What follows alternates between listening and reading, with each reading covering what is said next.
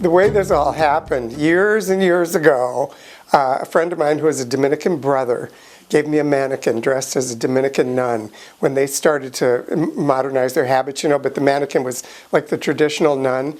And she used to live in my apartment, and I was working on an industrial trade show, and the photographer said we should make a greeting card of her.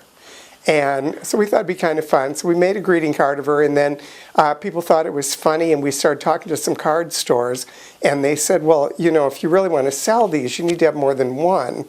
But because the mannequin didn't have expressions, I had a friend who was a really funny lady, and I said, do you want to be a nun in a greeting card? And we started with 12 greeting cards, and we started selling them around town, and they caught on like wildfire. And we got in the National Stationery Show in New York and actually sold 35,000 cards in 2 days. And then I thought, well, I'm working in the theater, maybe we could bring the character to life.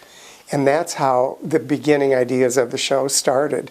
And it actually started out as a cabaret show in Greenwich Village exactly 30 years ago. And we thought we were going to run there for 4 weekends. And we were there 38 weeks. And the audiences were just going crazy. The cabaret show was really a variety show, like the Carol Burnett show. The characters had names, but they were not just like you knew Carol Burnett and Vicki Lawrence, but when they were in the different sketches, they were different people. And the show was done that way. With vignettes, and then we had a lot of the songs that are in the show today. But people kept saying, well, we want to know more about the real characters and their stories. And that's really what propelled it to go to the point that we wanted to find out who these people were. When I started trying to figure out how to create these characters, I actually based them on 5 nuns who taught me in Michigan. At the time, they were all alive, and they all knew who they were and considered themselves huge stars. And so that I took their personalities. And when I was in school, we had very funny nuns.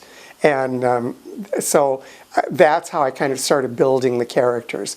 And the Sister Robert Ann, the streetwise character from Brooklyn, is still living. She teaches in Michigan.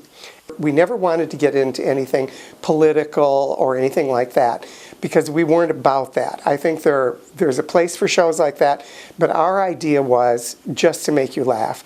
And in fact, one of my favorite reviews ever was, if it's true that laughter cures all ills, Nunsense will make doctors obsolete.